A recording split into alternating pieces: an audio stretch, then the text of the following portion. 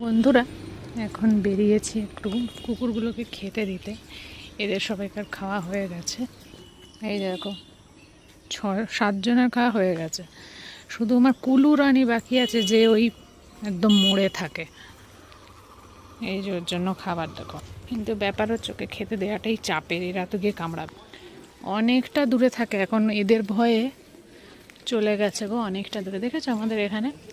তোমরা কোনদিন বিষ্ণুপুরে বেড়াতে আসনি না? যদি বেড়াতে না এসেছো তাহলে অবশ্যই আসবে। ওইখানে কুলু শুয়ে আছে, চলো ওই দেখো। এটাকে বলে প্রভু ভক্তি।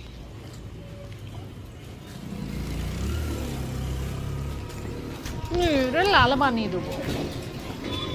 আনন্দটা দেখো, ওর আনন্দ দেখো।